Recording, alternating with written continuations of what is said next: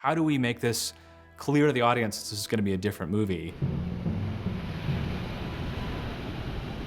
And we thought, what if we opened the film in the ocean?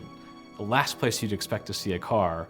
And there's a boat, and there's a car in the boat, and like, why are we here? And immediately it says right off the bat, this is not Cars, this is Cars 2. To make this sequence really believable, the effects crew, for one, had to really up their game as far as the water.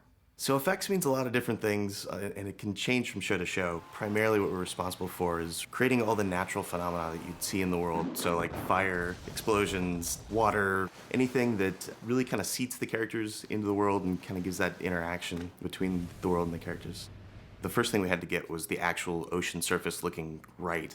And what John really wanted was, to feel like we're in the middle of nowhere. This is no place for a car to be. We didn't want it to look like a lake or a pond or a bathtub. We'll be playing with the size of the water, the distance between the swells, how big the swells are.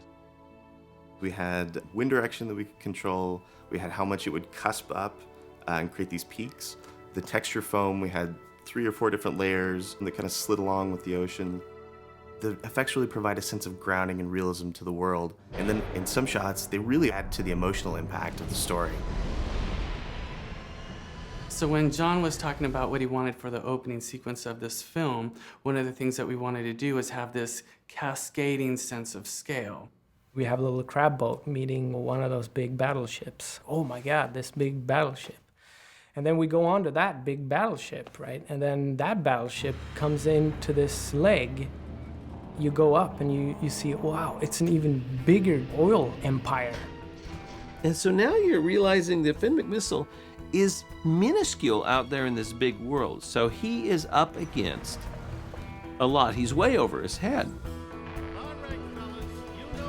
The oil derrick is a very complex mechanical set, this working machine. Nothing about it is aesthetic or habitable. When we come up on the oil derrick, all these other platforms light up. And then you see that there are 30 of those oil rigs out there, and they're all sort of flaming and going. We're out in the middle of the ocean, and it's a moonless night. Sharon, what do you think? To me, it's about those flames and making those flames look as cool as we can. Maybe it's better that it's just black. Like, it has to be dark. Like, John doesn't want to see anything, but of course you have to see something. The fun thing about this movie is that there are so many really cool effects. A lot of them either cast light or cast shadow or affect the lighting in some way. It's a fun project to kind of integrate those kind of effects into the lighting and really kind of make it become all part of the same experience. Great spy movies, they all open with some cool scene that really grabs you. And we just wanted to take people someplace that they never even considered could be a part of the Cars world.